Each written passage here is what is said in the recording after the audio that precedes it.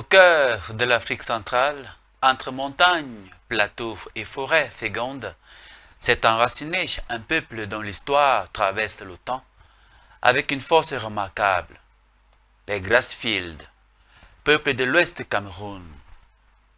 Connus pour leur sens aigu du travail, leur organisation sociale raffinée, leur chefferie structurée, leur langue riche et leurs expressions culturelles profondément symboliques, les Grassfield portent une mémoire que le temps n'a jamais effacée. Mais d'où viennent réellement ces peuples? Quels chemins ont emprunté leurs ancêtres? Quelles migrations ont façonné leur langue, leurs institutions, leurs rites et leur vision du monde? C'est pour explorer ces questions fondamentales que Sagesse Kamite ouvre aujourd'hui un nouveau chapitre consacré aux origines et aux migrations des Grassfield afin de mieux comprendre leurs us et coutumes, leur culture, leur système de pensée et leur place dans l'histoire africaine. Pour m'accompagner dans cette quête de mémoire et de vérité historique, je reçois une fois de plus aujourd'hui un jeune frère engagé, Béli Bige pour ne pas le nommer, chercheur et anthropologue dont les travaux interrogent les racines, les trajectoires et l'identité profonde des peuples de l'Ouest du Cameroun. Installez-vous confortablement, madame, monsieur, chers téléspectateurs. Ouvrez l'esprit car comprendre d'où l'on vient, c'est déjà reprendre possession de soi. Nous prenons la bande qui annonce que mettre la connexion du côté de la régie et je vous retrouve juste derrière.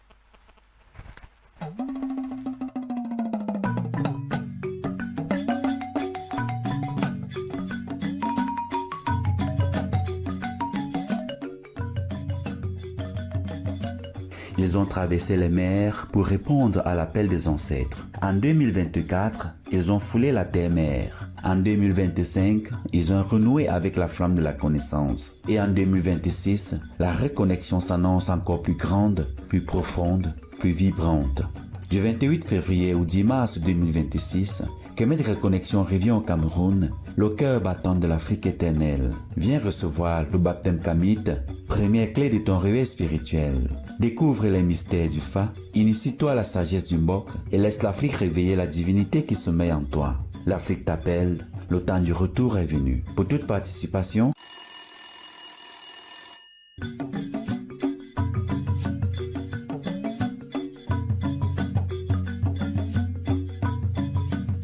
Kemet Reconnexion 2026, le rendez-vous du retour sacré. Kemet Télévision éveille la conscience, éclaire la voie et reconnecte les âmes du monde à la source originelle.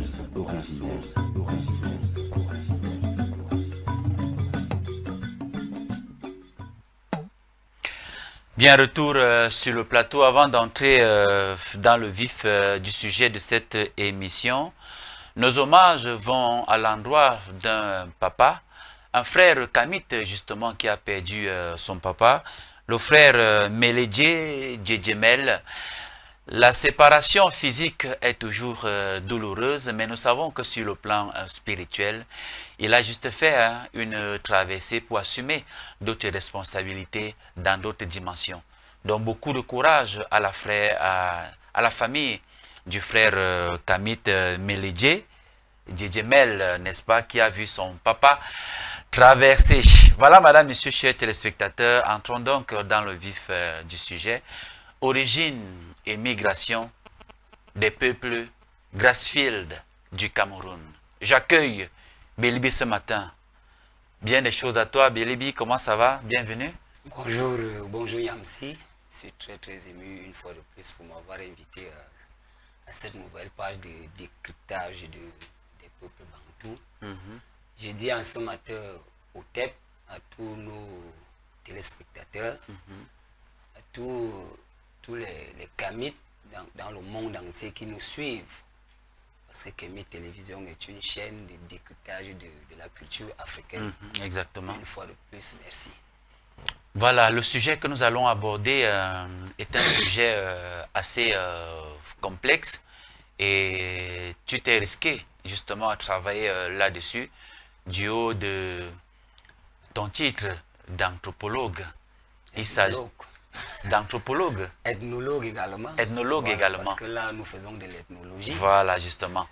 Nous allons parler des peuples des Grassfields, communément appelé chez nous le peuple Bamileke. Et donc tu en as fait une certaine étude dans le cadre de tes travaux lorsque tu préparais ton Master 2, justement.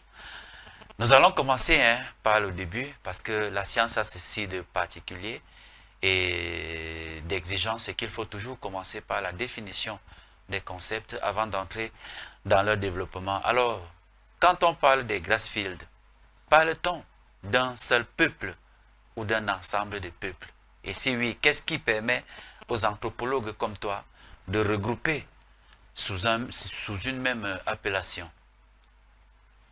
Ok, merci.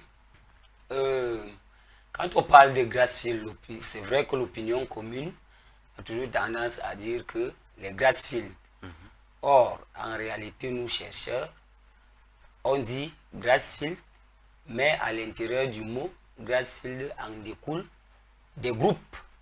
À l'intérieur, c'est-à-dire dans la grande famille Grassfield, on peut illustrer que il y a ce qu'on appelle Bamileke, le peuple Bamileke, et il y a également le peuple Bamoun. Voilà, ces deux groupes-là, ces deux grands groupes-là, en dehors de quelques ajouts qu'on peut ajouter, on peut faire appel au Tika, mais qui ne sont pas totalement ancrés. Mais on peut également les ajuster à la totalité du groupe. Voilà à peu près ce qu'on appelle Grassfield. Et par la suite, on va voir, on va les segmenter. Voilà. C'est ça. On a une partie du peuple Tika qui se trouve à l'ouest Cameroun. Pourquoi est-ce que définitivement on n'insère pas ces Tika-là comme des peuples Grassfield également? Oui, on n'insère pas totalement ces Tika-là comme des peuples Grassfield parce que, étant à l'ouest du pays, ils sont totalement ancrés dans la culture Tika. Voilà, ils sont totalement ancrés dans la culture Tika. C'est pour ça que les Grassfield ne les insèrent pas totalement dans la généralité de leur culture, puisque vous pouvez être avec moi, mais vous ne partagez pas ma culture et je ne peux pas vous identifier selon mon onomastique. Donc c'est un peu ça. C'est pourquoi on voit sur, parlant de leurs us et coutumes, jusqu'à la langue, ils sont un peu différents. Ils sont un des peu peuples qu'on peut dire authentiques Grassfield, comme les autochtones, comme les Bamileke et les Bamoun parlants. Voilà autant d'exemples que vous énumérez parmi tant.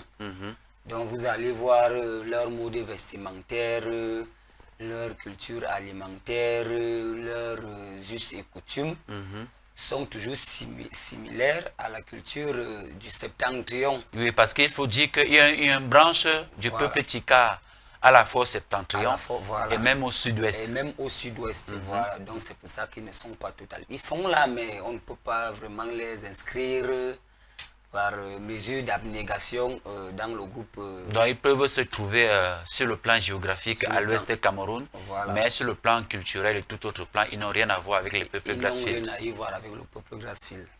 D'accord.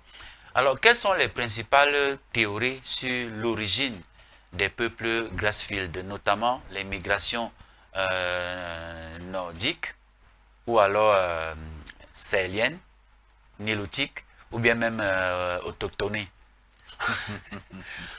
Ok, la migration... c'est pas une question très difficile, non? Non, c'est pas une question. C'est que moi-même, dans le cadre de mes recherches, quand j'ai préparé cette émission-là, oui, je suis allé au fond des choses. Au fond des choses, voilà, j'ai constaté ça avec votre protocole. Voilà, la migration Grassfield est nilotique et autochtonie. Voilà, vous avez illustré un certain nombre de théories migratoires. Voilà, bon, moi je dis c'est nilotique et autochtonie. Voilà, pourquoi c'est nilotique?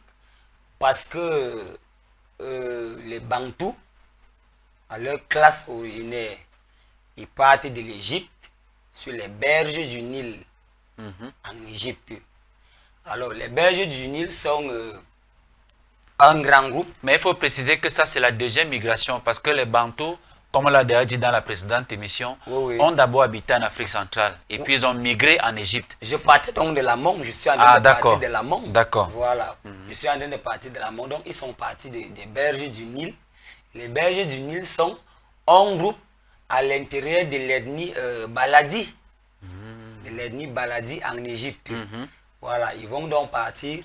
Ils vont parler de Nilotique parce qu'ils ont migré sur la côte du Nil. Nil, justement, Nilotique qui vient du fleuve Nil. Du fleuve du Nil. terme Nil qui renvoie au fleuve. Voilà, ils vont donc arriver au Soudan avec Khartoum qui était un très grand royaume au Soudan.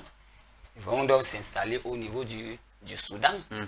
C'est vrai qu'il y a beaucoup de récits qui ne concordent pas, à cette migration à partir du Soudan jusqu'au Cameroun.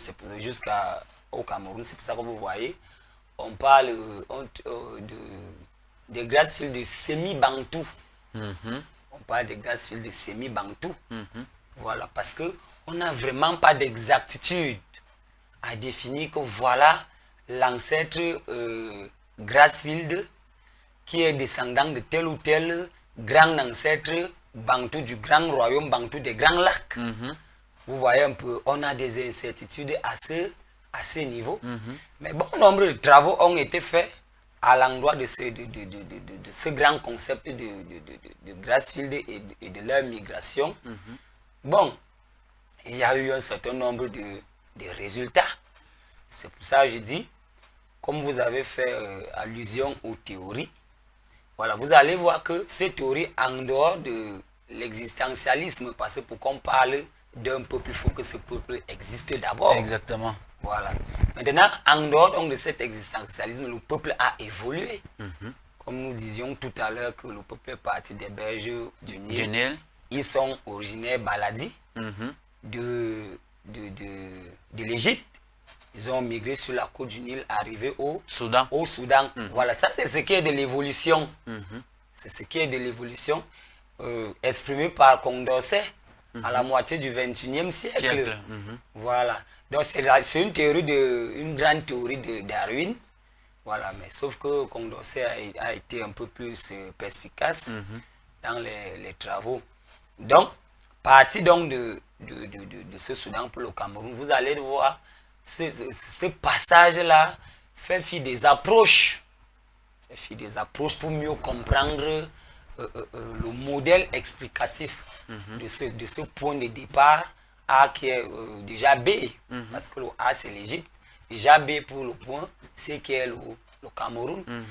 À cela donc il y a l'approche historique, il y a l'approche historique, il y a l'approche de la littérature orale. Il y a l'approche de la littérature orale, c'est-à-dire les migrations bantoues ont été transcrites jadis, non pas sur écrit, mais oralement. Mais oralement. Qui était une forme de communication. Maintenant, comment ça s'est donc passé pour être transmis jusqu'au niveau de nos recherches? Ça veut dire que cette littérature orale a laissé des traces, a laissé des marques. Ouais, ça fait que quand nous cherchons nous arrivons, on se base sur ces traces, sur ces marques, maintenant pour atteindre au modèle explicatif du niveau de la recherche que nous voulons faire. Vous voyez, cette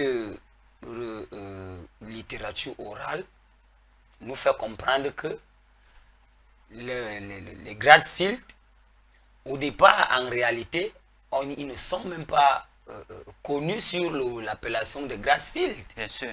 Voilà, ça c'est la littérature orale. Ils sont Bamileke.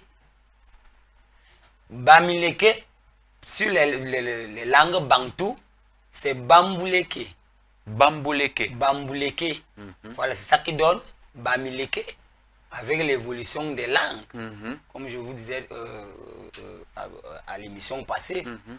Maintenant, sur le Baladi, si on rentre encore à l'origine même. Quelle est leur origine primaire? Leur origine primaire? Vous voyez que Bamileke dérive de Baladi. Baladi.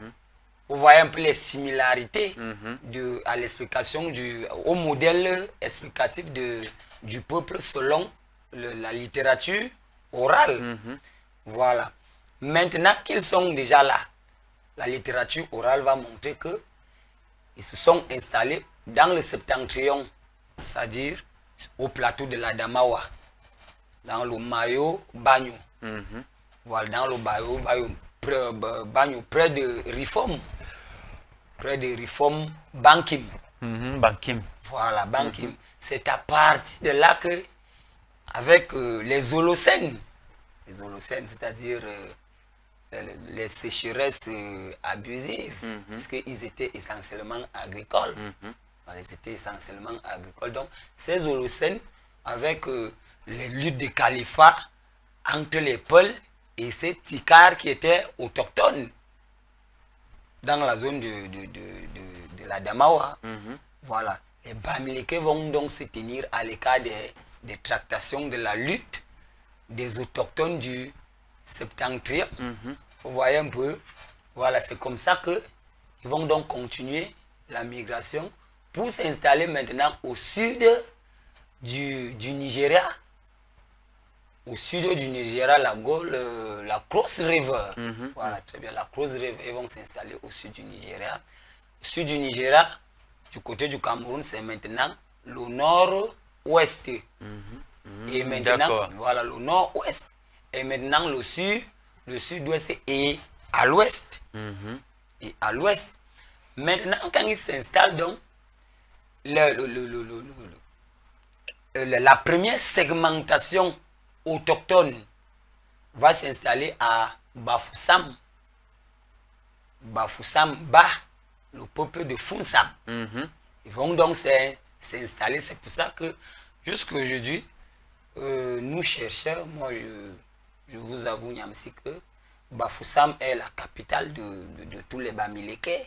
Disons ça comme ça. C'est la capitale de tous les Bamileke. C'est à partir de Bafoussam que tout va donc naître comme culture et tradition personnelle des Bamileke.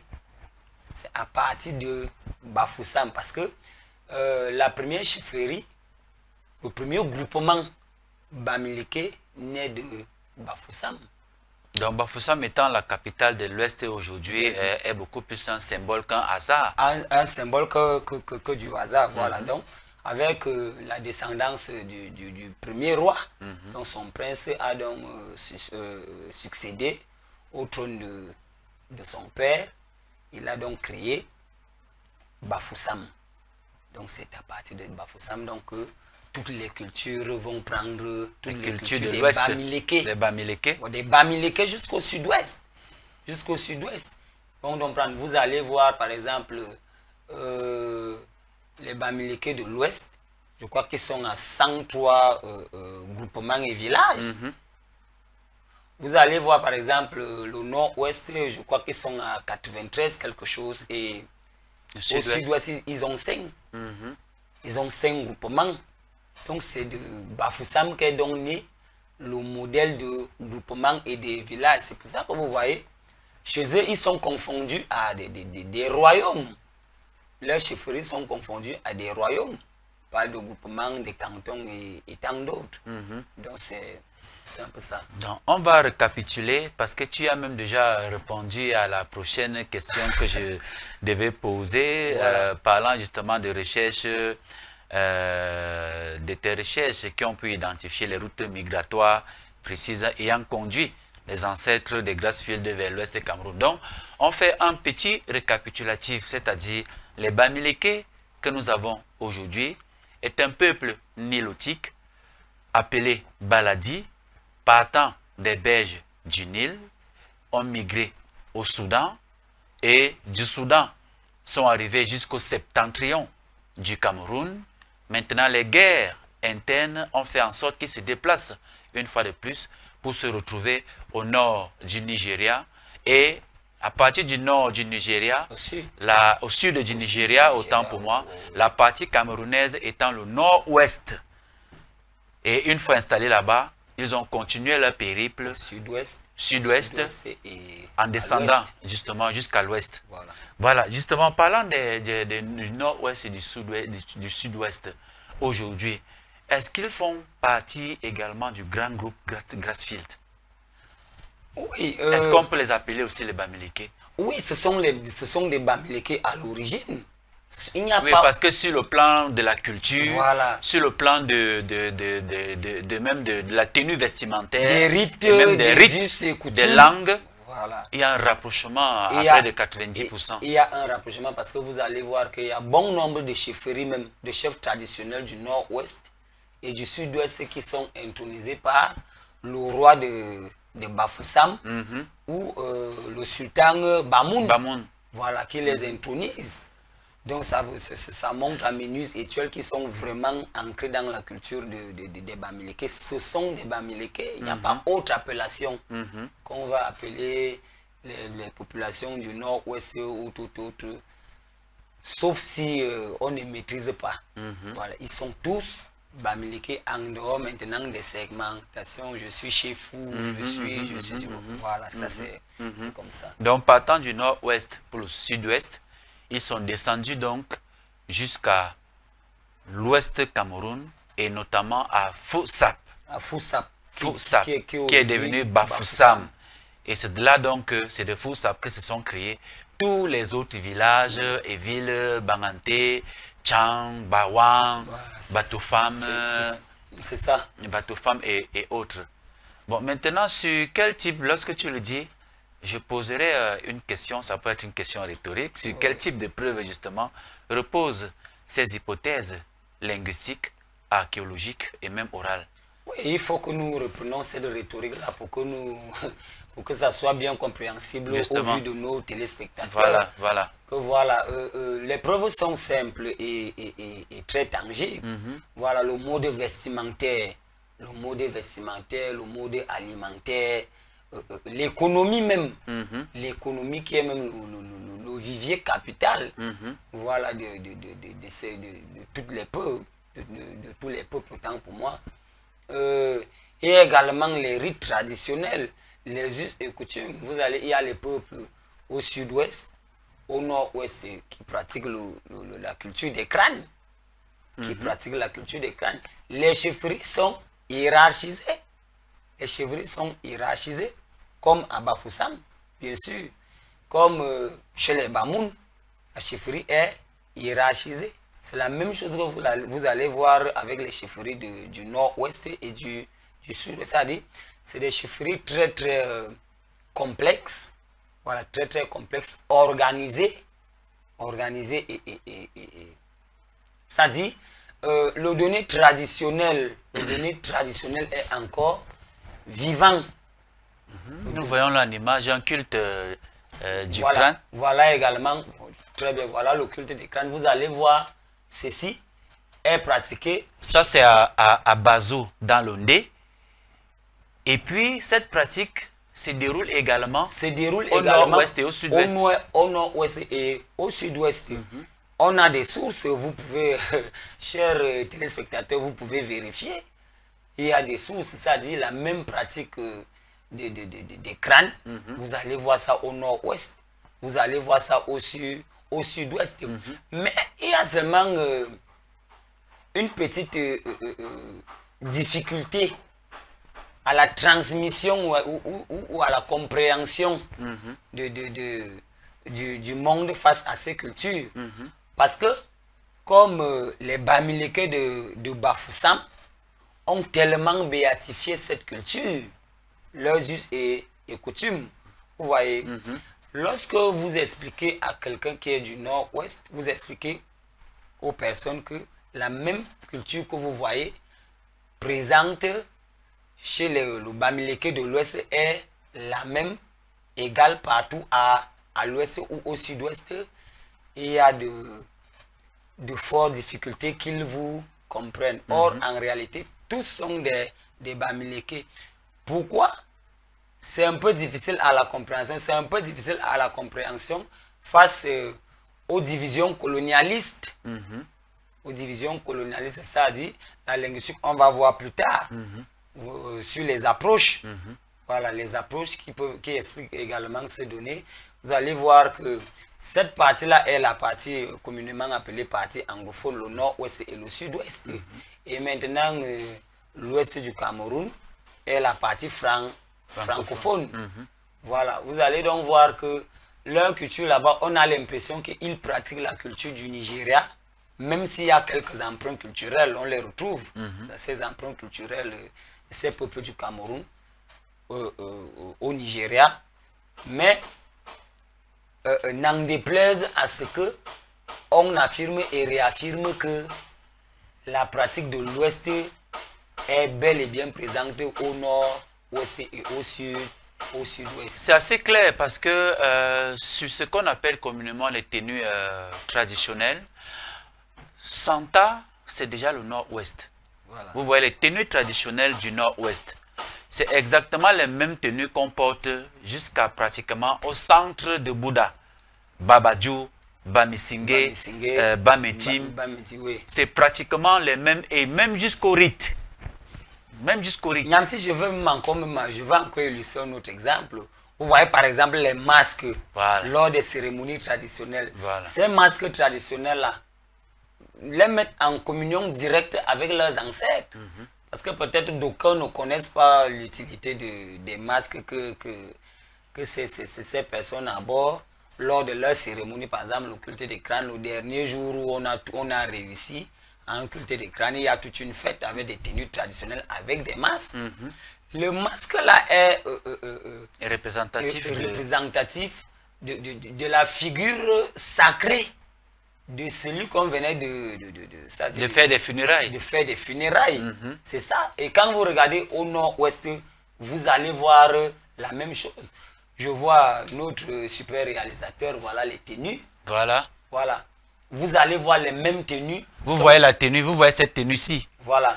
Ici, nous sommes à Bazou, aux obsèques du roi Chua Vincent dans l'Ondé. Voilà. Vous voyez la tenue traditionnelle qu'il a. C'est exactement la tenue traditionnelle que les anglophones du nord-ouest ont. Voilà. Exactement. Exactement la même tenue. Donc, vous voyez un peu que dès aujourd'hui, je veux dire à nos téléspectateurs, à nos lecteurs que même ceux de la zone anglophone sont bamileke. Ils sont bamileke. Vous voyez, voilà un chef supérieur tout à côté de celui qui parle, c'est-à-dire celui qui parle, c'est le professeur Tchalandjomo. Le professeur Tchala. Oui, il est le président du conseil des chefs traditionnels du Cameroun. Voilà. Tout à côté de lui, je pense que c'est le chef Bafoussam. Vous voyez qu'il a la tenue pratiquement des gens du nord-ouest. Voilà. Du nord-ouest. Il a la tenue des gens du nord-ouest. Voilà. Donc, notre exemple est amenuisé aux réponses que les téléspectateurs attendent de nous. Donc, et il faut dire justement que c'est à cause du découpage colonial qu'on s'est retrouvé avec une partie anglophone. Parce que lorsque l'Allemagne perd le Cameroun est récupéré en 1919, voilà. les territoires sous mandat allemand seront placés sous mandat de la SDN. Et maintenant, la France, c'est par là même que vous allez voir que même le concept est Grassfield. Grassfield, ça veut dire grasse, herbe, forêt, et field, les hauts plateaux. Vous voyez un peu. Or, en réalité, lorsque les Allemands avaient ce territoire, ce n'était pas Grassfield, c'était Grassland. Grassland, voilà. C'était Grassland. Exactement. Voilà. Au moment donc que l'Allemagne a perdu ses territoires suite à la Première Guerre mondiale, ils ont été territoires, comment on dit, ils ont perdu la guerre. Voilà, en récapitulant donc, on a placé ces territoires sous mandat de la SDN. Et c'est de là donc la France, en prenant la France et l'Angleterre. Voilà, en prenant donc les territoires, la France va désintéresser l'Angleterre en lui promettant le nord-ouest et le sud-ouest, voilà. Qui est partie dite anglophone aujourd'hui. Qui est partie dite anglophone aujourd'hui. Et maintenant, l'ouest est venu dans la partie francophone. C'est pour ça que ce discours-là n'est pas toujours facile de faire comprendre à nos téléspectateurs ou à ceux qui nous lisent dans les bibliothèques que même l'anglophone vulgairement anglophone que nous traitons ces peuples d'anglophones. Voilà, ceux-là sont également des Bamileke. Ils sont des Bamileke. Mais à l'intérieur de ces Bamileke, il y a maintenant une dislocation à l'intérieur de ce grand groupe ethnique. Vous allez donc voir que les Bamoun se sont détachés, même si on est dans la même culture. On a juste un peu de différenciation dans la pratique et dans le modèle de tradition. Et le Bamoun est resté avec sa langue, parce qu'à l'ouest, c'est le premier clan qui crée justement une langue qui est allée même au-delà du Cameroun. Qui est allée au-delà la langue Bamoun. La langue Bamoun qui est allée à partir de son écriture. Du Cameroun avec la prospection linguistique de Charienne, voilà, qui jusqu'aujourd'hui là est bénéfique et grandiose pour ces peuples. Jusqu'à l'international, le Bamoun est connu de tous. Donc c'est ça. D'accord. Maintenant, quelle période historique sont concernés? Il est peut-être aisé de dire que les peuples Grassfield, c'est-à-dire les Bamileke, sont partis des berges du Nil. Bon, maintenant, sur le plan historique, c'est quelle période précisément? Voilà, il faut qu'on dise, Nyamsi, c'est une très belle question, c'est une très belle problématique. Pour ne pas avoir le sentiment d'incomplétude par rapport à ces informations. Il faut dire que le peuple Bamileke est connu depuis le premier millénaire avant Jésus-Christ.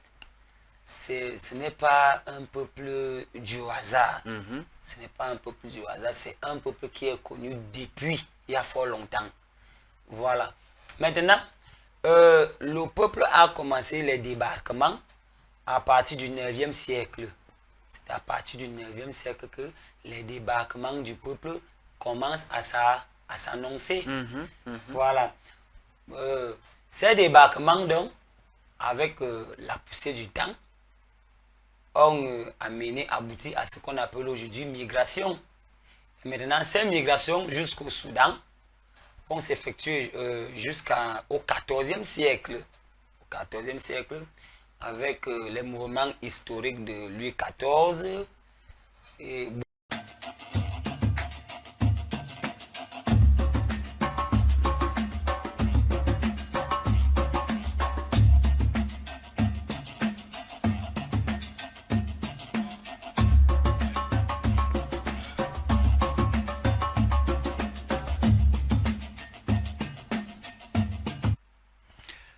Retour sur le plateau après cette coupure intempestive, comme il est de coutume ici à Kemet Télévision. Un pays sérieux au XXIe siècle, il est impossible de travailler avec les fluctuations, autant pour moi, d'énergie électrique. C'est vraiment pénible, ce n'est pas évident. Il est difficile de finir une émission d'1h30 à cause de l'électricité au Cameroun, encore au XXIe siècle. C'est vraiment lamentable. Alors, frère, nous allons continuer justement avec cette émission. On était sur les périodes historiques qui sont concernées justement par ces migrations-là du peuple Grassfield. Voilà, je disais tantôt que le peuple Grassfield, c'était un peuple qui est longtemps connu, depuis le premier millénaire, avant Jésus-Christ. Voilà, ce peuple a longtemps existé, comme je disais d'ailleurs qu'avant qu'on ne parle d'un peuple, il faut d'abord que ce peuple existe. Que ce peuple existe. Maintenant que le peuple a existé, on va donc étudier son évolution. Lorsqu'on existe, on évolue. Voilà.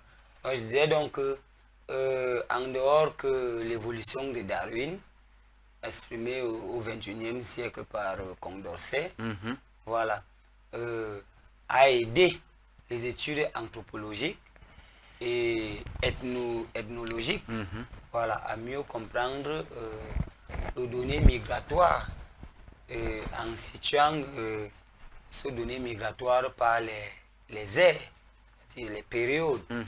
Voilà. Donc c'est Lorsqu'ils arrivent au Soudan, On est sensiblement au 9e siècle, c'est ça? Non, non. Je disais qu'ils sont partis à partir du 9e siècle. Du 9e siècle au 14e siècle. Voilà, je vous parlais du classicisme, les lois de Louis XIV. Ça a déclenché un bouleversement dans le monde où tous les groupes se sentaient un peu en existence. Il fallait se mouvoir comme on pouvait parce que c'est les lois du classicisme qui ont permis à un bon nombre de groupes, c'est-à-dire certains même ont atteint leur apogée au XIVe siècle. Voilà. Donc, il y a beaucoup d'empires qui ont d'autant plus évolué à travers ces lois du classicisme au XIVe siècle. Voilà. Ces peuples bamilékés ont donc profité de cette période pour partir de l'Égypte pour Le Soudan. le Soudan. C'est pour ça que vous allez même voir que c'est une petite anecdote dans la situation périodique dont je suis en train de décrire avec Théophile Obenga. Voilà, Théophile Obenga a travaillé sur une approche linguistique, linguistique de ces périodes-là pour exprimer que les Bamilékés parlaient le baladi égyptien. Baladi égyptien, quand ils partaient du 9e siècle en Égypte, ils avaient déjà une langue. Ils communiquaient déjà, ils avaient déjà une langue. D'aucuns même comme Monseigneur Ndongmo et comment il s'appelle, Walto, voilà, Monseigneur Walto, ils ont essayé d'apparenter cette connaissance des Bamilékés à partir de l'Égypte à la Bible. Vous allez voir, il y a une approche biblique, voilà, où Monseigneur Ndongmo et son compère vont démontrer que les Bamilékés s'apparentent à la culture juive. D'où la 9e tribu d'Israël qu'on attribue souvent, le thème qu'on attribue souvent aux Bamilékés, disant Voilà, que c'est la 9e tribu ou c'est la 9e ou c'est la 12e tribu d'Israël, quelque chose comme ça, oui. d'Israël, vous voyez un peu.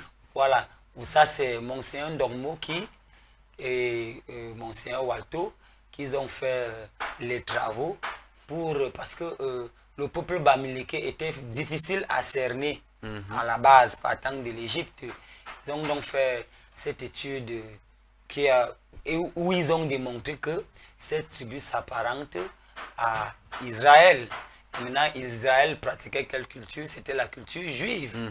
Voilà. Et donc, la langue était une langue hébraïque. Et cet Israël-là faisait le culte du crâne. Le culte des crânes également. Voilà. Donc, il parlait des langues hébraïques qui étaient ancrées dans le baladi égyptien.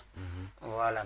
Donc, voilà donc comment ils ont migré du 9e siècle au 14e siècle, début 15e siècle. Ils vont arriver au Soudan, à Khartoum. On a d'ailleurs annoncé ça tout à l'heure, qui était un grand carrefour, voilà, qui accueillait beaucoup de peuples qui migraient. Voilà, ils vont donc partir du 15e siècle jusqu'à la moitié du 21e siècle pour s'installer au Cameroun.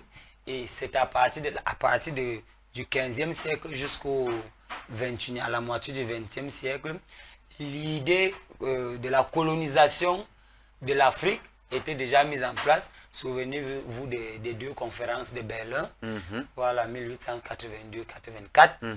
Vous voyez un peu. Et c'est la période.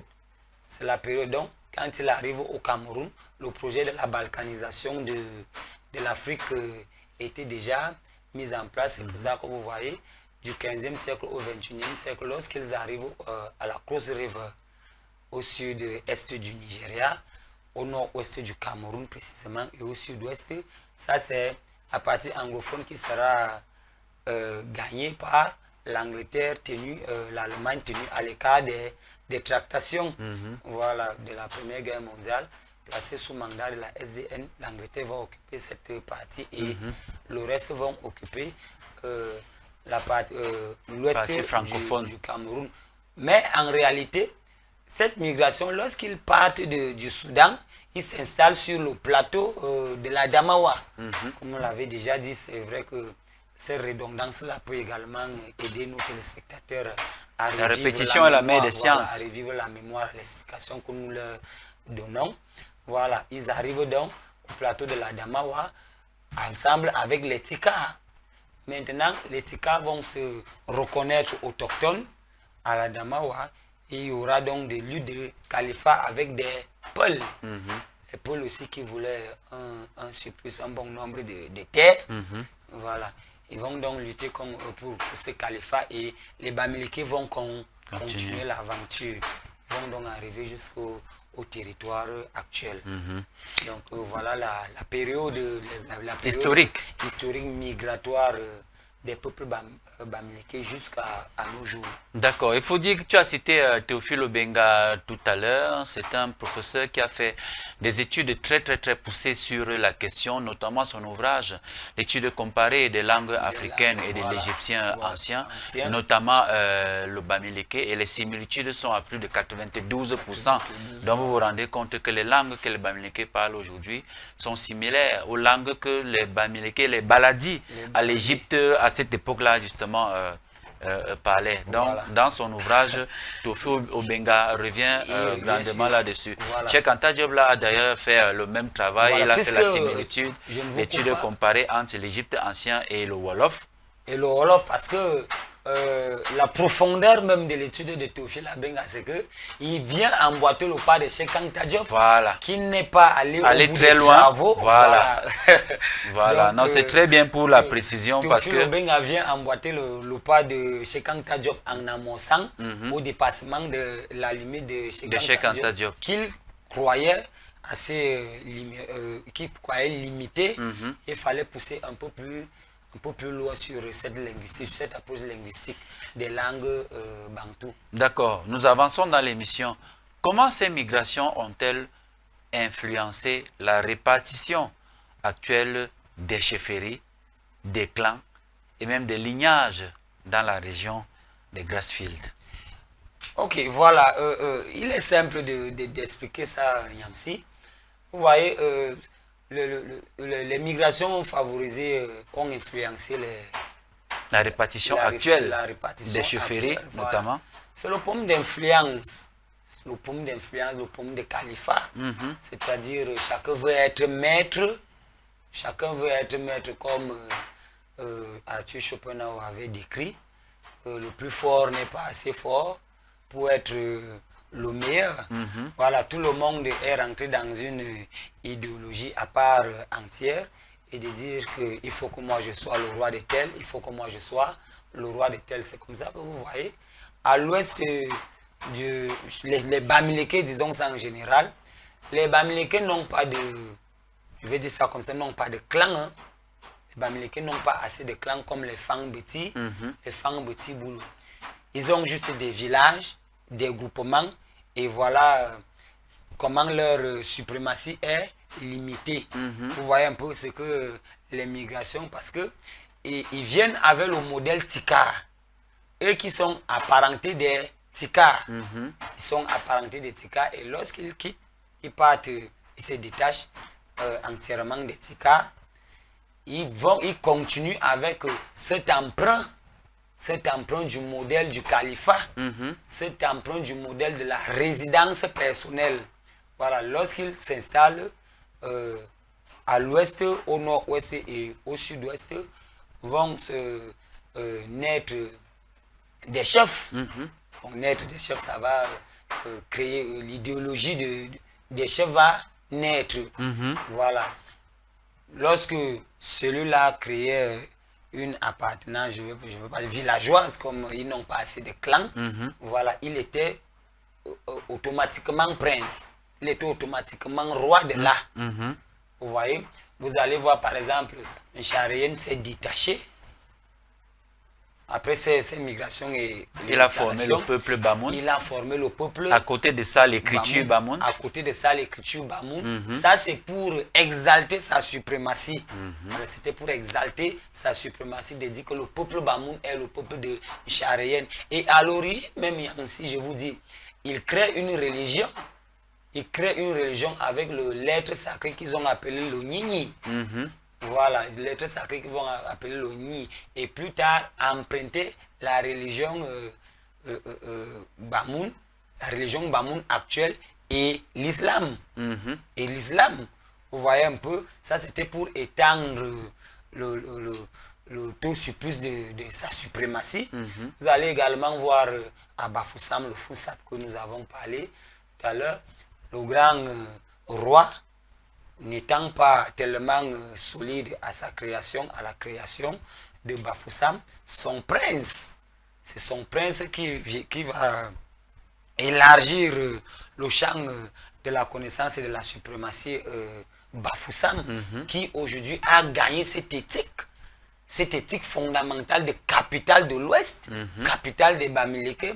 Vous voyez un peu ce que les migrations ont engendré dans l'installation de ce peuple au Cameroun. Donc c'est ça. D'accord. Sur le plan de l'organisation sociale et même du pouvoir traditionnel, alors les chefferies Grassfield sont souvent citées parmi les plus structurées d'Afrique. Alors d'où vient cette sophistication politique, héritage migratoire ou alors génie institutionnel local? Parce qu'il faut dire que les Bamileke sont très organisés à partir même déjà de leur chefferie, parce que c'est parti de Bafoussam, comme tu l'as dit tantôt, et la plupart des autres clans ou alors sous-clans Bamileke ont également des chefferies avec une organisation vraiment indescriptible.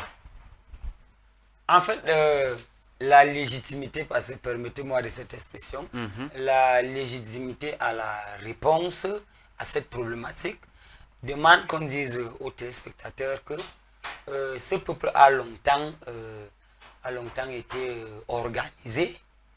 Longtemps été organisé, parce que quand vous regardez même à partir de leur migration depuis la case départ en Égypte, leurs migrations ont été faites de façon pacifique, et non conflictuelle. Voilà, jusqu'au Soudan. Et partir même du Soudan, ils sont partis du Soudan sans séquelles de la marche migratoire. Voilà, ils sont arrivés au Cameroun dans le Septentrion au moment de trouver la guerre de califat entre les peuples autochtones du Septentrion. Ils sont partis d'une manière très organisée, de telle enseigne à occuper les territoires de l'Ouest, du Nord-Ouest et du Sud-Ouest. Or, si cette organisation n'était pas, soudée, compréhensible à la balkanisation, parce qu'on peut tenter de mener une balkanisation et qu'il n'y a pas des accords, cela ne pourrait pas aboutir. Voilà, ça c'est que je continue même, vous allez voir que même dans la création des villages, cela n'a pas été fait de façon conflictuelle, de créer les groupements, les villages et même ces chefferies traditionnelles. Voilà, ça c'est ce qui est des migrations. Maintenant, rentrons dans les chefferies traditionnelles. Vous allez voir que la succession même des chefferies traditionnelles à l'Ouest se fait de façon pacifique. Et jusqu'à aujourd'hui, ce peuple est d'autant plus poli et civilisé par leur culture, parce que les chefs sont tellement respectés, voilà, et craignent à la limite. Les chefs sont tellement respectés parce qu'ils ont gardé jusqu'à aujourd'hui le système de pouvoir dynastique. Voilà, le système de pouvoir dynastique. Et dans la dynastie, c'est le pouvoir, le respect au pouvoir ancestral. Vous voyez, c'est ce qui est de la dynastie. Ça, c'est le rouage de la dynastie. C'est-à-dire le respect au pouvoir ancestral. C'est-à-dire le magistère dixis, comme Aristote l'avait décrit. Le maître a dit et puis je respecte. Vous voyez, lorsque il y a décès d'un chef traditionnel à l'Ouest, les écrits sont là. Les écrits sont là que lorsque je décède, c'est tel ou tel parmi mes fils descendants qui prendra le pouvoir. Et lorsque le collège des notables est organisé, et ils ne s'organisent pas ex nihilo. Bien sûr. Yamsi, ils s'organisent au-delà d'une idéologie que je nomme ancestrale, parce que lorsqu'il est le premier roi est parti, cette idéologie de transmission du pouvoir sur son prince qu'il a prescrit à sa succession, cela devient d'un fait transcendantal et comment, ancestral. Voilà, cette transcendantale du pouvoir traditionnel devient transcendantal et ancestral. C'est pour ça que vous voyez, ils ont à l'intérieur même de leur chefferie, ils ont instauré une politique traditionnelle. Une politique traditionnelle à l'intérieur de leur chefferie. Parce que le politique administratif du gouvernement ne peut pas s'intégrer dans la gestion des affaires politiques traditionnelles des peuples bamileke, tout azimut. Vous voyez, parce que c'est ça qui les rend un peu plus soudés. Exactement. Jusqu'à ce qu'on parle d'eux-mêmes, jusqu'à la scène internationale. Et en dépit de ça, allons un peu plus, étalons un peu plus loin ces chefferies. Vous allez voir que le chef est là, il est assisté d'un collège des notables. Il y a les chefferies à l'ouest. Dans l'anthropologie numérale, on a étudié ça. Il y a les chefferies à l'ouest qui ont 7 notables. Ils ont ce qu'on appelle le Kamveu. Il y a les chefferies de 9 notables, les grandes chefferies de canton, ils ont 9 notables, le Kam Sambia. Voilà, vous allez voir, ces notables-là le chef est entouré de ces notables, et ils sont les pompistes de pouvoir au chef. C'est-à-dire, ils pompent le pouvoir au chef, parce que le chef est là, ils sont là pour le conseil du chef. Voilà, il conseille le chef. Et en dehors de ces notables-là, il y a toute une administration tout autour. Vous allez voir les rimbés, les esclaves, les wafos et autres qui sont tout autour du chef, jusqu'au niveau des esclaves, jusqu'au niveau de l'armée. Je vous assure que l'ouest du les Bamileke, leurs chefferies ont l'armée. Vous pouvez faire les recherches sur ce point. Voilà, ils ont une armée, chaque chefferie a une armée. Et même aussi, sur le plan même spirituel, le plan spirituel, vous allez voir que les chefferies à l'ouest ont établi une forme gouvernementale, une forme des institutions politiques dans leur chefferie. Vous allez voir, par exemple, tout village à l'ouest, chez les Bamileke, disons, a ce qu'on appelle la forêt sacrée. Cette forêt sacrée est régie par la chefferie et le collège des notables. Voilà. Vous allez même voir que en dehors de cette forêt sacrée, il y a une divinité à l'ouest sacrée qu'on appelle, les enfants appellent ça marabout. Chez nous, les Bétions appellent un Ngang. Ils ont ça à l'ouest qu'ils appellent l'Onkamsi. L'Onkamsi, c'est-à-dire une personne qu'on a consacrée, un ancêtre qu'on a consacré. Donc il y a le Kamsi chez les hommes, les Ménissi. Les Ménissi chez les femmes. Chez les femmes. Vous allez voir ça, c'est-à-dire que quand il y a des pestes au village, voilà, on peut aller consulter l'Onkamsi, le Ménissi pour expliquer pourquoi il y a la peste, pourquoi il n'y a pas la productivité, pourquoi. Et eux également le pouvoir de consulter les oracles, c'est-à-dire voilà, parler aux ancêtres et venir donner des nouvelles à la chefferie. À la chefferie, voilà. Et il y a des temps de sacrifice, il y a les temps de sacrifice que les chefferies, avec l'autorisation de leur peuple, voilà, l'accomplissement de leur peuple, ils font des sacrifices, c'est-à-dire il y a des périodes qu'il faut nourrir les ancêtres. Les ancêtres parlent. Qu'est-ce qu'il faut? Donc Kamsi est mieux placé pour dire qu'il faut une chèvre, il faut tel nombre de poulets, il faut l'huile rouge. il faut lui rouger. Et puis, il y a un endroit sacré où on va aller déposer ces sacrifices. Faire ces rituels. Ces rituels, vous voyez. Maintenant, même à côté de cette chefferie qui émane des hommes, il y a ce qu'on appelle le Mavungu. Le Mavungu, qui est une société secrète. Qui est le Mavungu, ici au qui centre est le Mavungu, dans le Cameroun. Le grand sud-centre Cameroun. Chez les Bétis. Chez les Fang Bétis. Voilà. Les Fang Bétis qui nous suivaient là, ne croyons pas que le Mavungu est seulement pratiqué chez les Fang Bétis, chez les Bamileke, c'est le Mavungu. C'est-à-dire la reine mère. La reine mère Mafou, elle est légitimée de tous les pouvoirs et accompagnée des autres. Qu'on appelle les princesses. Qu'on appelle les princesses. Si je vais aller un peu plus loin avec cette explication, permettez-moi. Il y a un critère de sélection chez ces femmes, chez les femmes Bétis, tout comme chez les Bamileke. On s'attelle d'abord premièrement sur la taille du clitoris de la femme. Voilà, le cou, la femme, la demoiselle qui a un cou clitoris ne peut pas participer au Mavungu, tout comme le Mavungu ici au Grand Sud-Sang. Vous allez voir même, il va même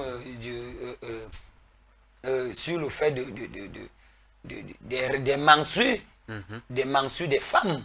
Voilà, la femme qui voit ses menstrues à moins de 3 jours ne peut pas participer au Mavungu. Il faut faire à partir de 3 jours. Le 3 qui est la Trinité. Voilà, à partir de 3 jours. 3 jours, 5 jours, 6 jours, 7 jours.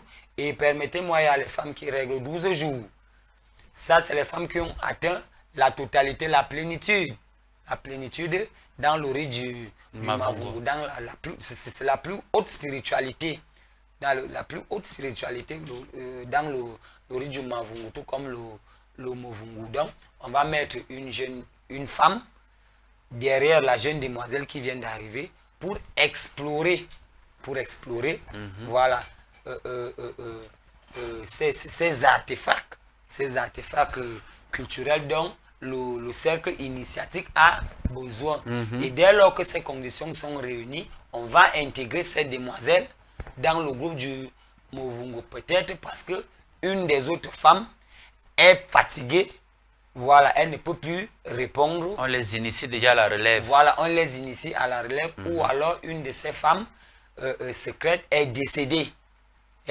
Donc, il faut également qu'on initie l'autre à la relève. Vous voyez, tous ces éléments, tous ces artefacts sont d'autant plus à démontrer la puissance totale et la structuration tout azimut du peuple, de la chefferie Bamileke, avec tous les pouvoirs qui les incarnent. D'accord. Donc c'est ça. Lorsqu'on parle de Trinité ici, il ne s'agit pas de la Trinité chrétienne, hein. Il faut faire attention parce que nous avons la Trinité également en Afrique qu'on appelle la triade africaine. Donc nous avons la femme ou alors la mère qui est la base.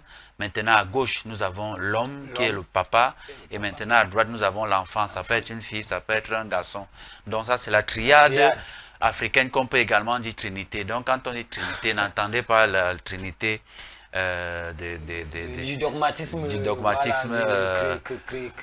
chrétien occidental. Donc on peut donc dire que cette sophistication politique et organisationnelle qui est propre aux Bamileke aujourd'hui leur vient depuis l'Égypte antique. Origine. Parce qu'il faut dire que pendant leur migration, ils n'ont pas subi véritablement de déstabilisation qui les a fait perdre justement ces valeurs-là. Voilà. C'est pourquoi ce peuple Bamileke-là est fort aujourd'hui, parce qu'il a gardé son ossature depuis son origine nilotique. Depuis son origine nilotique jusqu'à nos jours. Donc c'est important de dire ça.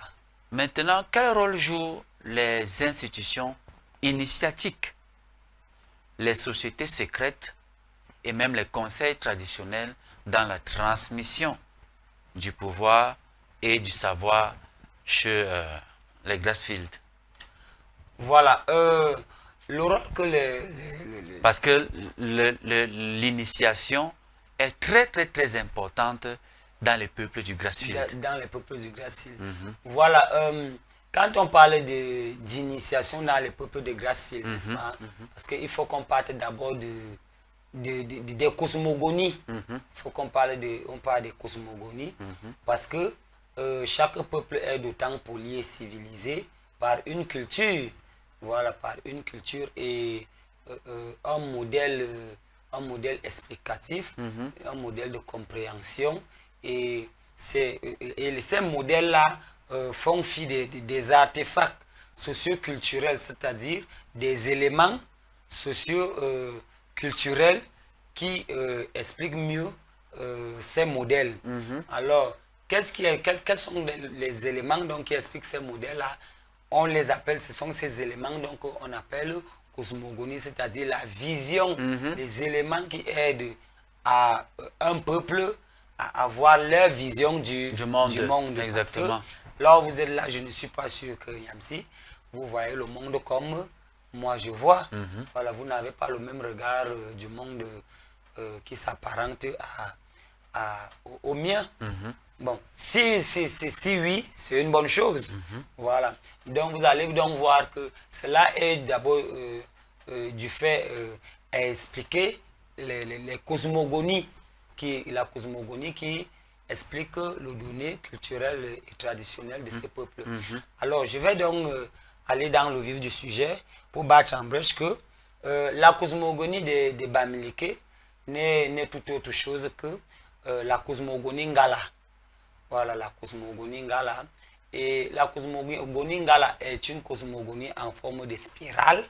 Voilà. C'est une cosmogonie en forme de spirale. Et cette forme de spirale a fait naître d'autres éléments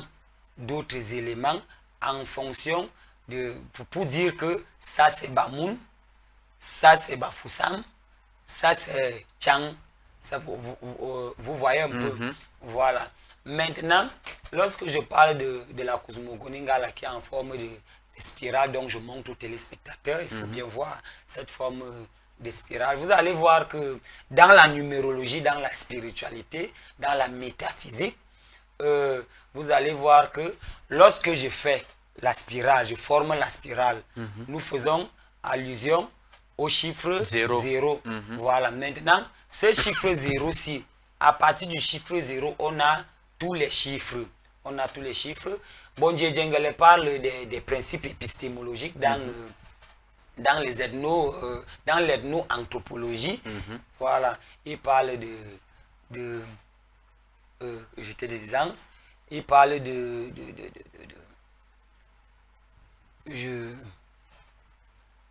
mais comment? Il parle des principes épistémologiques. Voilà, ça allait m'échapper par des principes. Donc, c'est-à-dire, dans 0, on est dans le principe épistémologique qu'on appelle le tout est dans tout. Et voilà la culture Bamileke. Le principe du tout est dans tout. Ça veut dire quoi, le tout est dans tout? Permettez que je vous déballe le tout est dans tout, dans le chiffre 0. Voilà, dans le chiffre 0, on a le chiffre 2. On a d'abord le chiffre 1. C'est à partir du chiffre 1 que le serpent bicéphale du peuple Bamoun est inclus. Voilà ce qui est de la cosmogonie des Bamoun. Voilà, c'est à partir du serpent que les Bamoun comprennent et expliquent mieux le monde. Voilà, toutes leurs initiations sont à partir de ce serpent bicéphale, ce serpent qui mord sa queue. Qui mord sa queue de ce serpent bicéphale. Et vous voyez, lorsqu'ils sont dans leur cercle initiatique, parce que lorsqu'on initie, il faut fermer le cercle. Et ce serpent est sur cette forme dans leur chefferie, dans leur cosmogonie. Et lorsque on est dans le cercle initiatique, ce serpent mord sa queue et donc, par conséquent ferme. Par conséquent, ça forme ce qu'on appelle en spiritualité le pentagramme. Voilà, le pentagramme, ça veut dire qu'on t'a mis dans le cercle initiatique. Et lorsque vous êtes dans le cercle initiatique, les notables, les garants des traditions, le Nkamsi, ils vont maintenant t'inculquer les valeurs d'ordre initiatique. Voilà, les valeurs d'ordre initiatique, que ce soit en économie, que ce soit en linguistique, que ce soit en religion, leur religion qui est... Peut-être qu'on va même voir ça en image avec la dextérité de mon technicien sur le documentaire réalisé à l'occasion des obsèques du roi Chua Vincent Abazou, voilà. Lorsqu'on était justement en train de vouloir prendre son successeur, c'était dans un cercle. C'était dans un cercle. Il y a également les images exclusives que nous avons pu obtenir, c'est-à-dire une fois devant le LACAM, quand on a commencé la pré-initiation, c'était toujours à travers un cercle, pour confirmer justement ce que tu es en train de dire. C'était déjà vers la fin du documentaire. Cette cosmogonie spirale qu'on appelle le Ngala, voilà, dans leur communauté. Voilà, vous voyez un cercle. Ça, ce sont les enfants du défunt chef. Vous voyez, ils sont dans un cercle.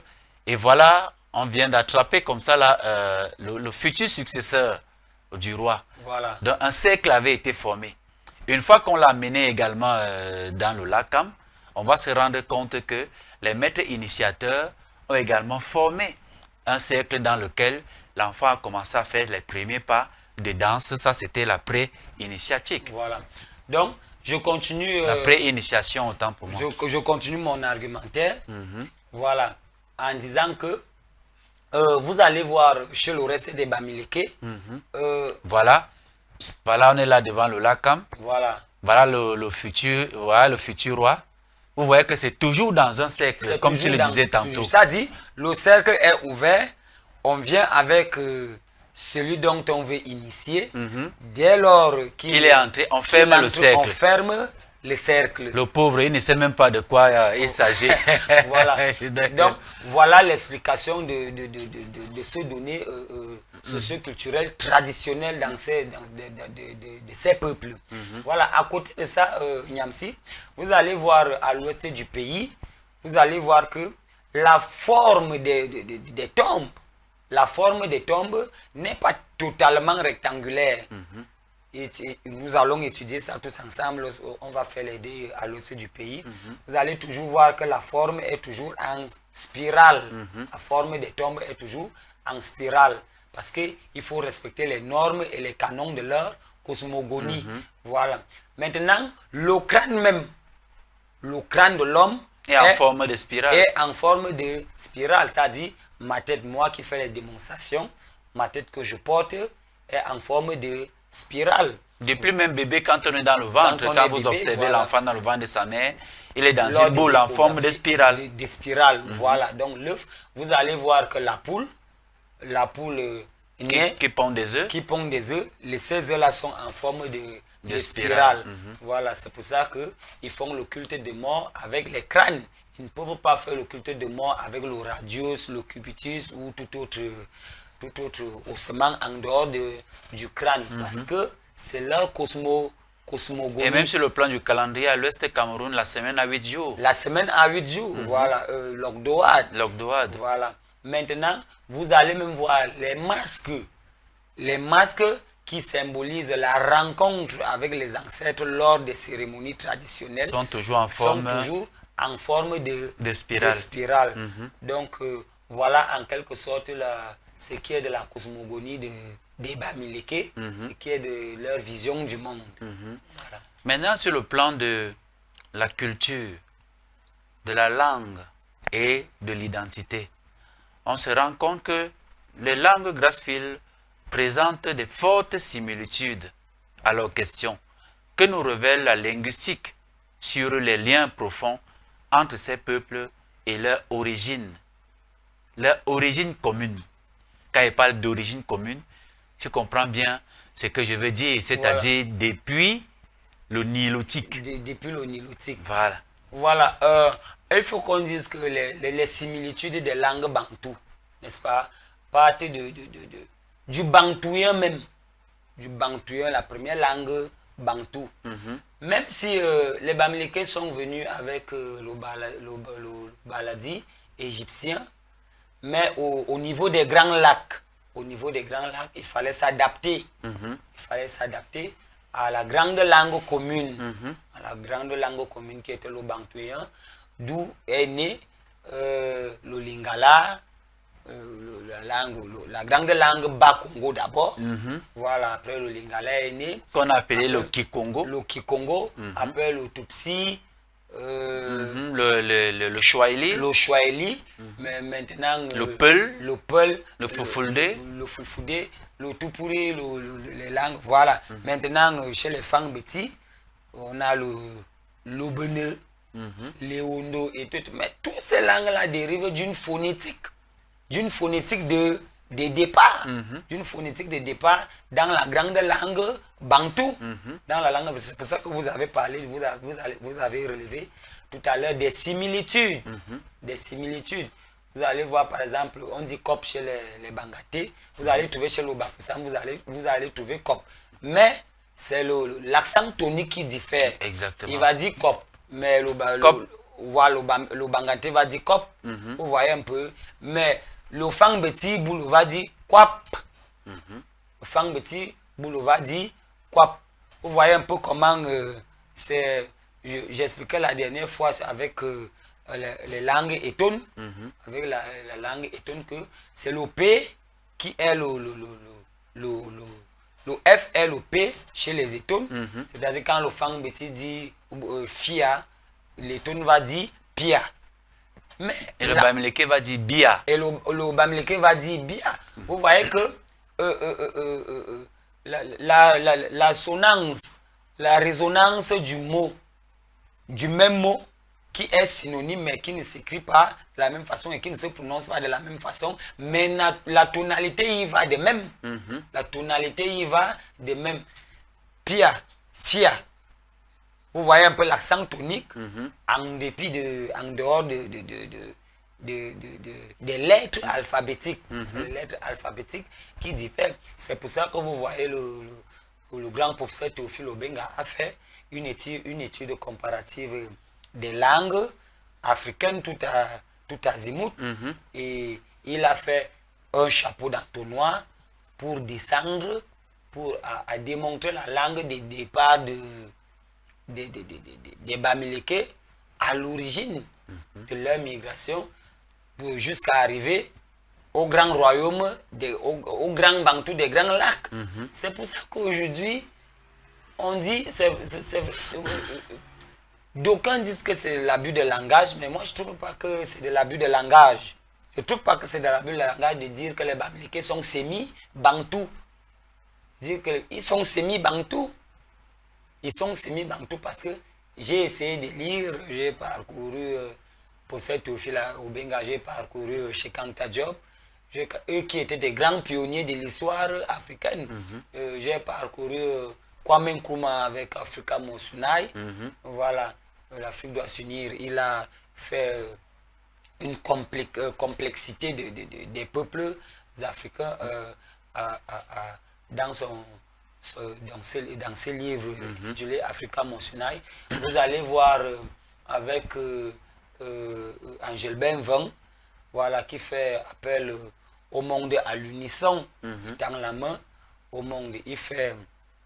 Il va à la complexité des peuples, voilà, des peuples surtout Bantou, noirs des grands lacs. Vous voyez un peu. Donc il est normal qu'il y ait des similitudes dans les langues bamileke, parce que les Bamileke seuls, on peut illustrer plus d'une centaine de langues dans leur socioculture, dans leur grande ethnique. Voilà, grande ethnique. On peut citer plus de 100 langues. Vous voyez que la linguistique est tellement complexe chez eux, mais sauf qu'il y a beaucoup de similitudes. Il y a beaucoup de similitudes parce que toutes ces langues dérivent de la grande langue qui est la langue bantou.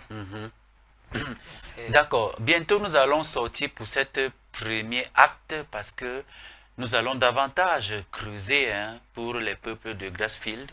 On ne peut pas résumer tout ce peuple-là en une seule émission. Nous reviendrons là-dessus pour parler davantage de l'onomastique de ces peuples-là. Pourquoi Bafoussam, pourquoi Banganté, pourquoi Bafan, pourquoi? Parce que la première remarque, c'est le bas qu'on retrouve devant tous les noms des villes et des villages. On va parler également de Banganté, Banganté qui dont son ancêtre éponyme était Douala et s'appelait Kembedi. C'est les choses sur lesquelles nous allons davantage revenir et voir comment est-ce que le peuple bangantais, qu'on appelle généralement l'Inkwa, parce qu'ils font comme l'Inkwa, c'est-à-dire aiment l'habillement, aiment se vanter, parfois même avec rien dans la poche, et on les considère comme différents des autres peuples bamileke. Généralement, quand un autre peuple bamileke, Bafoussam, Tchang, Bouddha et autres, veut se marier, lorsqu'on demande que quel est ton mari vient d'où? Lorsqu'on dit Banganté, on dit que non, ça ce sont les Nkwa. Et ils vivent comme les Douala là-bas. Donc, on va revenir dessus en profondeur pour permettre aux téléspectateurs et aux uns et aux autres de bien saisir comment est-ce que la socioculture de l'Ouest Cameroun fonctionne. Bon, maintenant, avant de sortir, dans les rites, il y a les masques, la sculpture, l'architecture, Grassfield.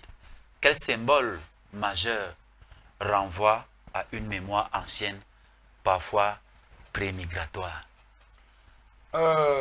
Voilà, merci. C'est une très bonne question, Yamsi, parce que nous sommes africains, nous sommes bantous. Il faut qu'on explique, on creuse en profondeur le donné de nos cultures et traditions. Voilà. La symbolique des masques, les masques donnent une symbolique de sacrilège, face à nos défunts ancêtres. Voilà, face à nos défunts ancêtres. Peut-être la pratique physique ne suscite rien chez ceux qui vivent la cérémonie, mais pour des initiés, le masque, ça dit, renvoie au prototype physique et spirituel de l'ancêtre dont on vénère le crâne. Donc, vous allez voir à l'ouest, lorsqu'il y a cérémonie de vénération des crânes, vous allez voir les gens, c'est pas n'importe qui aborde ces masques. Ceux qui abordent ces masques-là sont d'abord des initiés. On les initie à aborder ces masques-là. Comme la danse du Kungang, par exemple. Comme la danse du Kungang, voilà. On les initie d'abord, avant maintenant de danser. Comme ici, là, chez le Fang Beti, il y a ce qu'on a, la danse du Bissima. La danse du Bissima, on les initie d'abord à la base. Ces masques sont en contact direct avec les égrégores de ceux qui sont décédés, considérés dans ce jour-là dont ils venaient. Voilà, ils sont en contact. Le masque là est symbolique de l'image de l'ancêtre face aux initiés. C'est-à-dire, quand on va appeler l'ancêtre, ceux qui participent au culte ne vont pas voir l'ancêtre apparaître en personne. Vous voyez, parce que Mbondje Djengele fait une description assez large dans son grand ouvrage, Culte ou entraide, mort et vivant en négroculture. Mort et vivant en négroculture. C'est-à-dire, lorsqu'on a emprunté le principe épistémologique de l'absence-présence. Voilà, quelqu'un peut être absent et il est présent. Vous voyez, maintenant, à travers ce masque, on va pousser une énergie. Vous voyez, parce que tout est énergétique. Voilà. On va pousser une énergie sur le masque là. Tu as dit l'ouvrage de Mbondje Djengele là s'appelle? Voilà. Culte ou entraide, mort et vivant en négroculture. Culte ou entraide? Oui, mort et vivant en négroculture. D'accord. Voilà. Donc vous allez donc voir que il y aura une rencontre des égrégores, des énergies entre les égrégores, que celui qui n'est pas initié ne peut pas être en contact. Il y aura une connexion, il y aura une connexion spirituelle, métaphysique, que seuls les initiés peuvent être en contact. Seuls les initiés peuvent toucher du doigt. Voilà, c'est pour ça que j'ai dit, avec leur vision du monde, les cosmogonies, on te prépare, on te fait une préparation, voilà, pour intégrer au cercle initiatique. Dès lors que vous avez intégré ce cercle initiatique, on vous met directement en contact, on vous connecte avec ces énergies, ces égrégores. Voilà. Ça fait donc que lorsqu'on porte le masque, l'esprit sacré de l'ancêtre dont on vénère s'intègre directement sur le masque et automatiquement le collège secret du rite est directement en contact avec leurs ancêtres. Voilà, c'est très important. Maintenant, parlant sur le plan architectural, le Bamileke a une façon de construire, laquelle façon s'est déportée même jusqu'au centre, c'est-à-dire ils font des maisons en terre battue, la sculpture essentiellement, et ils mettent des piquets à travers le raffia, on tisse le raffia et on tape dans la terre. Une fois séché, quand on intègre, on se rend compte que cette architecture répond à un certain nombre d'éléments de la nature. Lorsqu'il fait chaud à l'extérieur, l'intérieur est plutôt agréable à vivre. Lorsqu'il fait froid à l'extérieur, l'intérieur est légèrement chaud, qui permet, n'est-ce pas, à l'être humain de...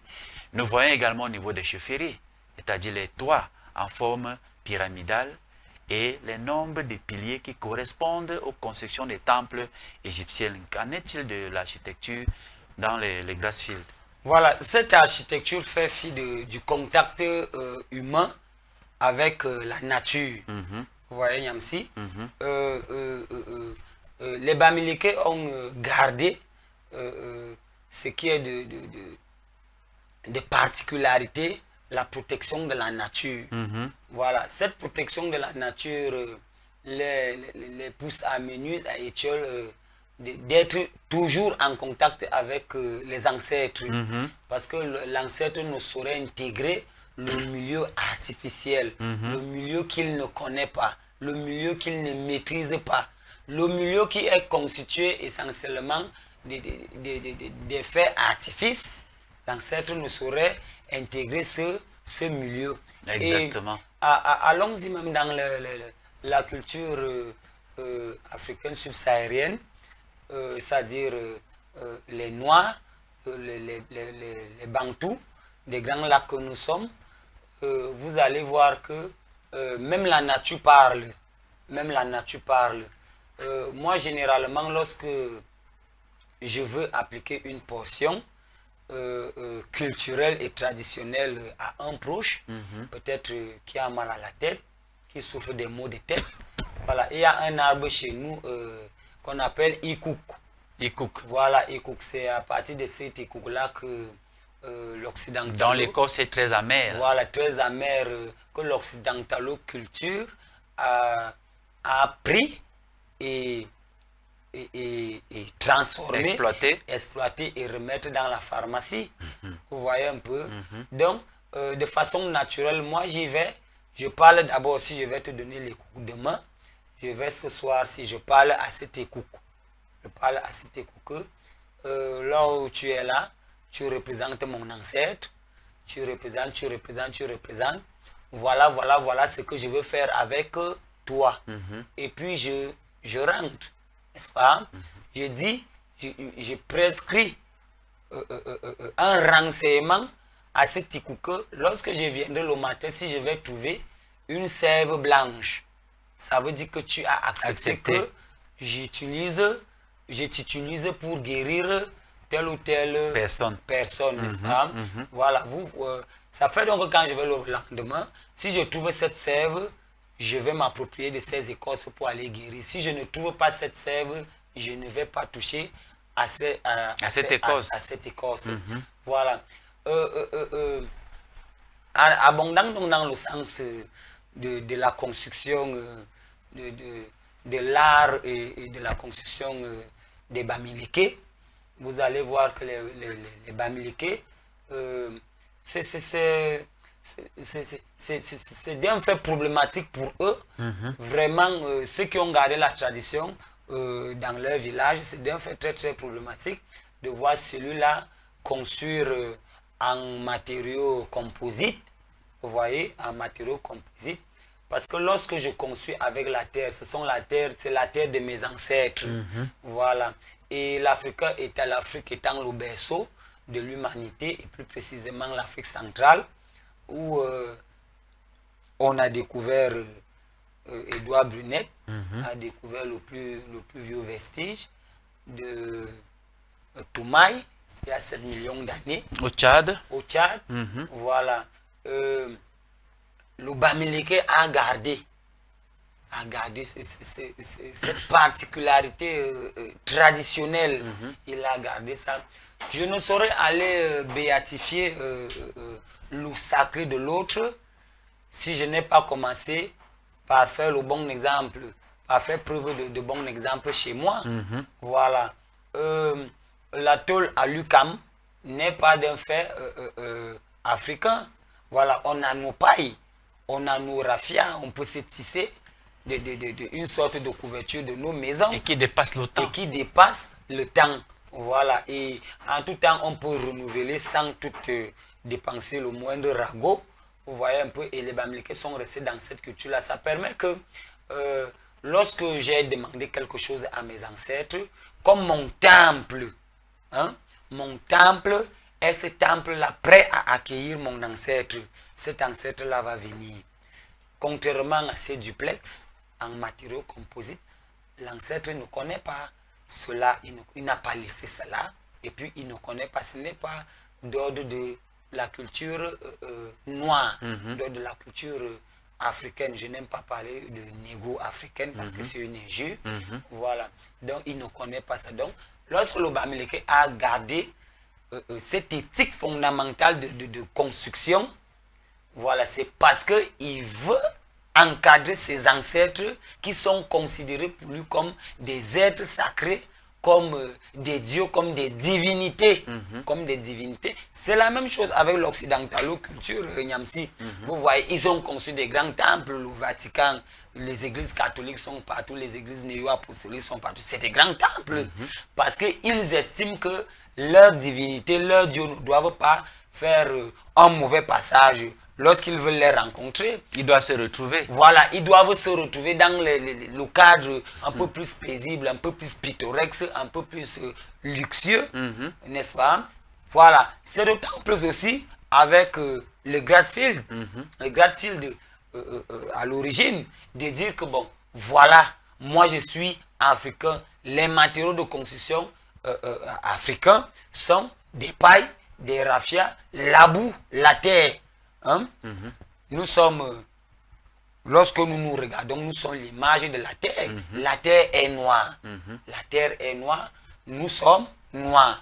Voilà, on doit toujours être en contact avec notre teint. On doit être en contact avec notre teint. Ça veut dire que à partir de cette terre, le noir peut tout faire avec la terre. Le noir peut tout faire avec les herbes, les écorces, tous les constituants de la nature.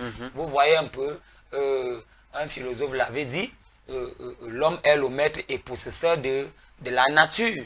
Vous voyez un peu, voilà.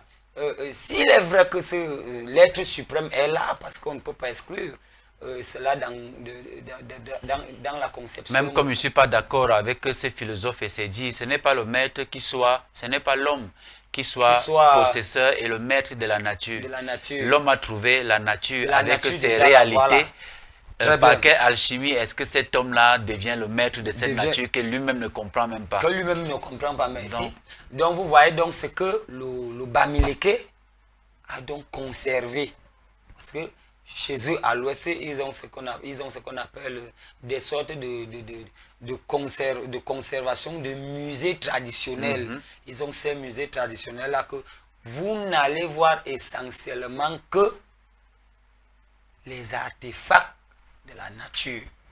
Les artefacts de la nature. Parce que lorsqu'on veut faire un culte de mort, c'est-à-dire on veut rentrer en communion avec l'être sacré qui est pour eux considéré comme l'ancêtre. Voilà. Il ne faudrait pas qu'il y ait des matériaux artificiels. Il faut que le donné soit purement et essentiellement naturel. D'accord. Nous allons sortir avec cette dernière question. Aujourd'hui, face à la modernité, à l'exode et à la mondialisation, comment les peuples Grassfield peuvent-ils préserver justement leur mémoire, leur identité et leur savoir sans se figer dans le passé? Voilà, les peuples Grassfield, par rapport à la grande mouvance du village planétaire que nous vivons aujourd'hui, ce peuple, je crois comme on est des chercheurs, on y va dans ces arrière-pays, je crois que pour eux, ce qu'il faut faire pour sauvegarder cette lignée traditionnelle, il faut d'abord qu'ils se surpassent des emprunts culturels, Voilà. des emprunts culturels qui est un fait très très capital, voilà, pour sauvegarder leur tradition, leurs us et coutumes. Voilà, parce que l'emprunt culturel est d'un fait très très dévastateur de la culture, des us et coutumes des peuples africains que nous sommes. Vous voyez, c'est grâce à ces cultures, à cette occidentalo-culture que l'Africain est au chaos jusqu'à aujourd'hui, grâce à ces illustres émissions que vous organisez. Donc, je tire un coup de chapeau au cœur de la Renaissance africaine, donc, Kémy Télévision est le vivier idéologique. Voilà. Pour ces émissions, c'est pour revivre, c'est-à-dire l'anthropologue appelle ça la survivance. Voilà, l'anthropologue appelle ça la survivance. Voilà, et maintenant, je pense que cette survivance-là, le phénomène de phosphène doit réveiller les consciences de tant plus, pour ces Bamileke à éviter totalement que l'emprunt culturel les engloutisse, leur culture. Mais je suis sûr d'une chose, leurs chefferies sont hiérarchisées parce que avec la mouvance de la McDonaldisation du village planétaire que nous vivons, ces chefferies évoluent d'autant plus. Leur tradition évolue d'autant plus en dehors d'emprunter telle ou telle culture. À l'intérieur de ces chefferies-là, leur administration s'asseoir et dire, voilà, pendant la décennie-ci, on va améliorer telle chose, de façon traditionnelle. Justement, il reste dans le cadre traditionnel. Cohérente.